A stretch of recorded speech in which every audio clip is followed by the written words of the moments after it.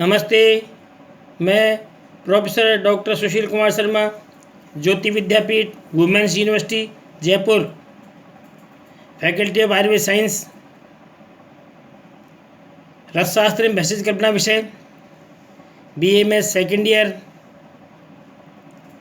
इस सब्जेक्ट में या विषय में या इस चैप्टर में मैं आपको पिछले चैप्टर में मैंने रस शब्द की निरुक्ति और उसके विस्तृत वर्णन आपको किया, उसके रस के पारद के जितनी व्युत्पत्तियाँ हैं, पर्याय हैं, उसके बारे में आपको समझाया। अब मैं आपको रस एवं रसायन क्या कॉन्सेप्ट है उसके बारे में बताया जा रहा हूँ। रस किसे कहते हैं और रसायन किसे कहते हैं, इसका क्या कॉन्सेप्ट है वो उसके बारे में बताने जा रहा हूँ। तो आप कृपया ध्यान से सुनें, समझें और याद करें। रस एवं रसायन टॉपिक का नाम। रसशास्त्र में रस शब्द का अर्थ पारद है, जो आपको पिछले चैप्टर में बताया गया था कि रसशास्त्र में रस शब्द का मतलब पारद से ग्रहण किया जाता है। निरुक्ति केच प्रकरण में रस शब्द की व्याख्या की गई है। यहाँ पारद को धातुओं के भक्षण करने एवं धातुओं को अपने आप में आत्मसात करने वाला बताया है। भक्षण करने वाला या आत्मसात करने वाला बताया गया है। धातुएं पारद से मिलकर तरल रूप या रस रूप हो जाती है, उसमें मिल जाती है, रस रूप हो जाती है, इसलिए इसे रस कहा गया है। रसशास्त्र की मारण प्रक्रिया द्वारा लोह आदि द्रव्य के भी सब रस में घुल जाते हैं, मिल जाने से एक रूप हो जाने से बन जाते हैं, अतः इसको रस कहा गया है। सब एक रूप हो जाते हैं, एक धातु में मिल जाते हैं, एक सत्व हो जाते हैं, इसलिए इसको रस रूप कहा गया है। रसति भक्षति सर्वलोहान रसनात् सर्वधातुनाम रस इत्यभिधीयते, ये रस की परिभाषा आपको बताई गई है। पुनः आपको याद बता रहा हूँ कि रसति भक्षति सर्वलोहान रसनात् सर्वधातुनाम रस इत्यभिधीयते। अतः पारद के अतिरिक्त जो द्रव्य लोह धातु आदि पारद के संयोग से अथवा मारण आदि प्रक्रिया, मारण यानी भस्म बनाने की प्रक्रिया से परिवर्तित होकर रस रूप अथवा शरीर धातु रस में विलीन एवं एक रूप होने से होने वाले हो जाते हैं, इन्हें भी रस कहते हैं। पारद, खनिज, प्राणिज अथवा विष द्रव्यों के संयोग से निर्मित होने वाले विभिन्न औषधि भी रस कहलाते हैं। इस प्रकार रसशास्त्र में बने समस्त द्रव्य को रस कहा जा सकता है। रसायन किसे कहते हैं, रस शब्द की व्युत्पत्ति पूर्व आपको बता दी गई, शॉर्ट में यहाँ बता दी गई है। अब रसायन किसे कहते हैं उसके बारे में कॉन्सेप्ट क्या है। रसायन के लिए श्लोक बताया है, यत् जरा व्याधि विध्वंसी भेषजम तद रसायनम।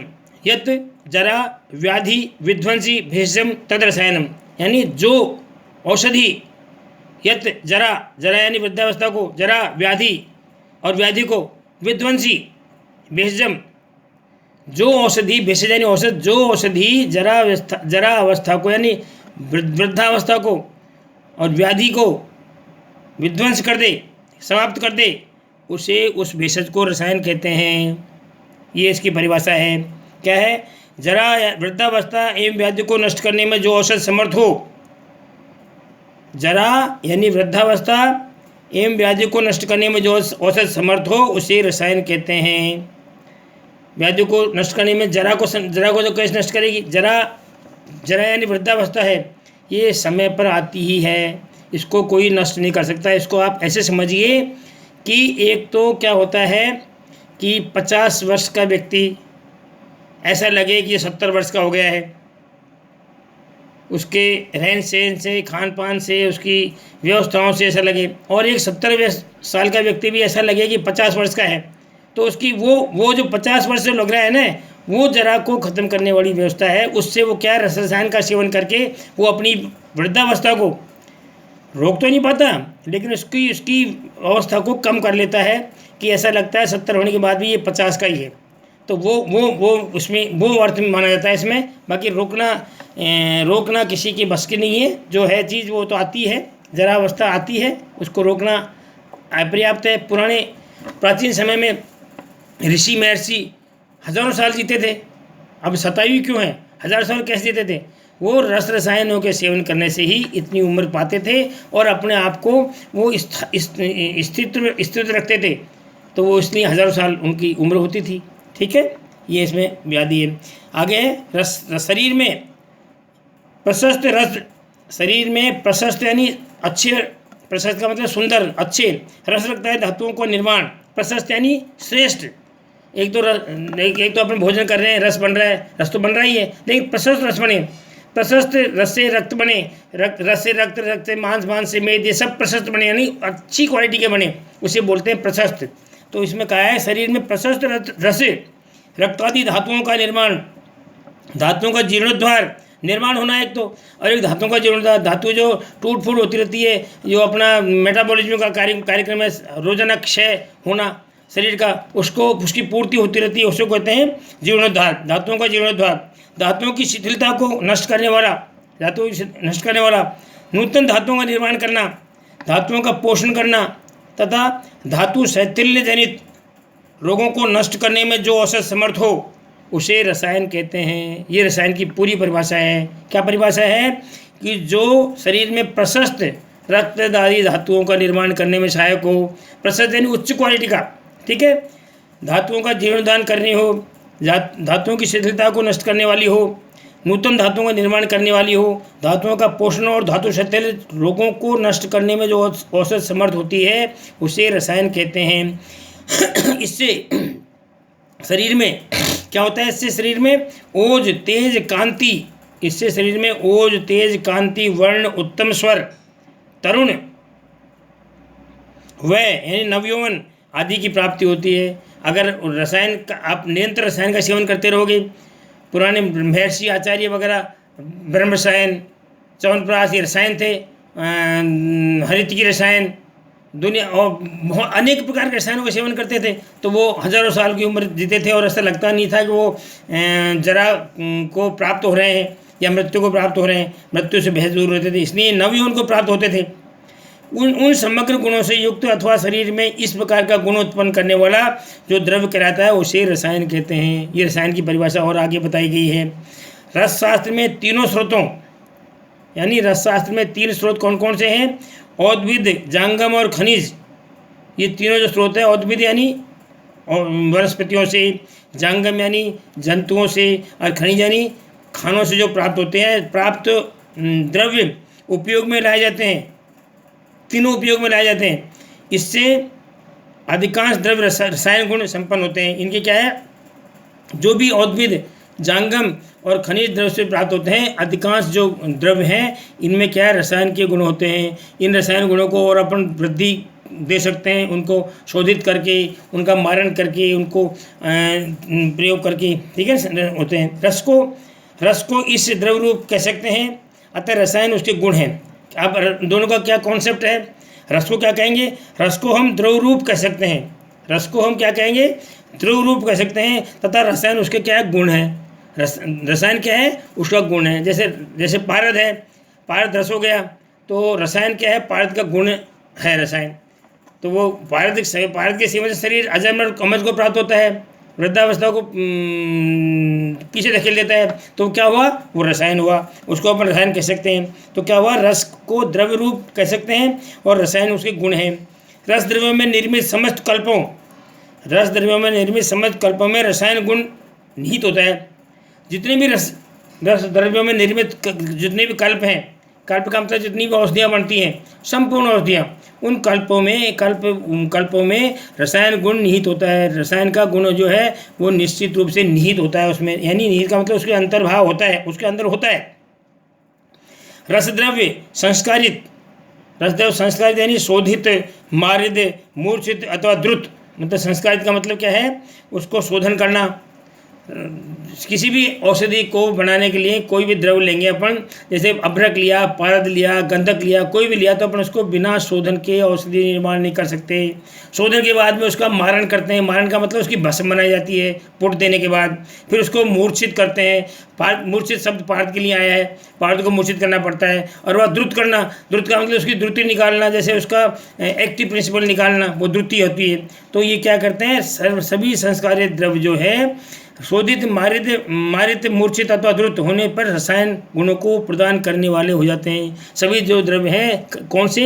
जांतव, औद्भिद, जांघा में औद्भिद और खनिज द्रव्य जितने भी हैं सभी जो क्या है उनको शोधित करने संस्कारित करने के बाद में ये रसायन गुण देने वाले हो जाते हैं।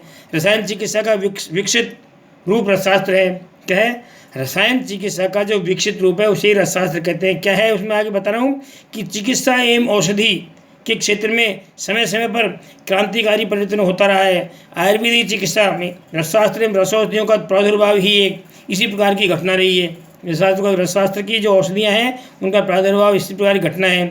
रोग व्याधि एवं अकाल जरा, रोग व्याधि एवं अकाल जरा। अब अकाल जरा का मतलब मैंने आपको बताया था, उम्र तो 50 है, लग रहा है 70 का, अकाल जरा है वो, मतलब वो जरा अवस्था उसको पहले मिल गई, समय से पूर्व जरा अवस्था मिल गई उसको, उसके खान पान से, उसके रहन सहन से, उसको शरीर जो व्यवस्था करता है उससे उसको पहले मिल जाती है। मतलब असामयिक वृद्धावस्था उसको मिल जाती है। को नियंत्रण की पूरी व्यवस्था संहिताकालीन ग्रंथों में दी गई है। मतलब उसको नियंत्रण ऐसी जो अकाल जरा होती है उसको नियंत्रण करने की जो व्यवस्था है वो ग्रंथों में दी गई है। कुछ विद्वान रसशास्त्र को इसी रसायन चिकित्सा के विकसित रूप मानते हैं कि रसशास्त्र में जितने भी द्रव्य हैं उनको हम रोग व्याधि और जरा अवस्था को रोकने के लिए उसका प्रयोग अपन करते हैं, मानते हैं। संहिता काल में रसायन प्रभाव के लिए वनस्पतियों का विशेष और कुछ खनिज स्रोतों के द्रव्यों को भी उपयोग किया जाता था। मतलब संहिता काल में खनिजों का और कुछ विशेष रूप से खनिज स्रोतों से प्राप्त द्रव्यों का भी उपयोग किया जाता था। इस प्रकार से इसका रसायन का इस प्रकार से प्रयोग इसमें कुल मिला के इसमें होता रहा है। तो यहाँ आपको ये मैं बता सकता हूँ कि रस और रसायन में यही वो है कि रस तो किसे माना है? रस तो यह पदार्थ को माना है। और रसायन क्या है? क्या मतलब कॉन्सेप्ट दोनों का? रसायन पदार्थ का गुण है। मतलब रस से जब पारद से मतलब सभी रस से संबंधित धातुएं होगी, उन सभी का ये वर्णन है कि इनसे प्राप्त जो औषधियाँ हैं वो सभी इसके गुण से ये इसका मतलब उसके रस से जो पारद है उसके जो गुण हैं उसको रसायन कहेंगे अपन। तो रसायन का मतलब ये है कि यत जरा व्याधि विध्वंसी भेषजम तद रसायन, जो जरा अवस्था को और व्याधि को विध्वंस कर दे, उस भेषज के द्वारा यानी चिकित्सा के द्वारा, औषधि के द्वारा, उसी को रसायन कहते हैं। तो ये रसायन चिकित्सा का बहुत बड़ा दोनों का संयोग है, इसमें इसका प्रयोग करना चाहिए। अब मैं आपको रसायन शब्द क्या है, रसायन शब्द के बारे में कुछ और बताने जा रहा हूँ, उसको आप ध्यान से सुनें।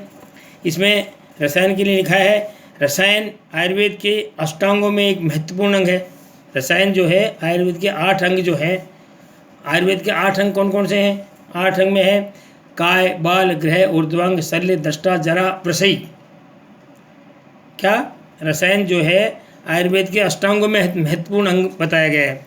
तो पहले अष्टांग समझेंगे अपन। आयुर्वेद अष्टांग कौन से हैं? अष्टांग आयुर्वेद कौन सा है? अष्टांग आयुर्वेद का मतलब यह है कि आयुर्वेद के 8 अंग किए गए हैं। शास्त्रों में आयुर्वेद को पढ़ने की दृष्टि से आयुर्वेद को 8 अंगों में विभक्त कर दिया गया है। जिसके 8 अंगों का जो विभक्त किया गया है उसको श्लोक इस प्रकार का है, काय, बाल, ग्रह, ऊर्ध्वांग, शल्य, दृष्टा, जरा, वृषयी। तो ये इस प्रकार से काय यानी काय चिकित्सा, बाल यानी बाल रोग, पेडियाट्रिक, काय चिकित्सा मेडिसिन जो होती है, मेडिसिन के जो रोग होते हैं उसे काय चिकित्सा कहते हैं। वैसे बाल रोग, पीडियाट्रिक बालकों का रोग तो काय, बाल, ग्रह बोलते हैं। ग्रह बाधा, भूत बाधा से उत्पन्न व्याधियाँ तो अब भी होती है व्याधियाँ, पुराने ज़माने में होती थी व्याधियाँ, तो एक अलग से ही विभाग बना दिया ग्रह बाधा से उत्पन्न होने व्याधियों का, उसका अलग से एक विषय बना दिया ग्रह बाधा। ग्रह, काय, बाल, ग्रह, ऊर्ध्वांग बोलते हैं ENT के लिए, मतलब नाक कान गला रोग, तो शालाक्य विभाग बता दिया उसको ऊर्ध्वांग को। तो शालाक्य में जितनी भी व्याधियाँ वो शालाक्य में बांट दिया उसको। काय, बाल, ग्रह, ऊर्ध्वांग। शल्य यानी सर्जरी, जो सर्जरी से यानी शल्य कर्म करके जो शरीर के ऐसे अवयव हो गए जिनको हटाना दें वो शल्य में आ गए। ग्रह, शल्य, दृष्टा जिनके मुख में, जिह्वा में, दंत में जहर हो, दांत काटने वाले, जैसे अगत तंत्र में दृष्टा, उसको कह दिया अगत तंत्र को दृष्टा। जरा, काय, बाल, ग्रह, ऊर्ध्वांग, शल्य, दृष्टा, जरा, वृषयी। जरा यानी वृद्धावस्था, तो वृद्धावस्था को रोकने के लिए रसायन यहाँ रसायन चिकित्सा आ गई। और जरा वृषई, वृषई का मतलब वाजीकरण चिकित्सा।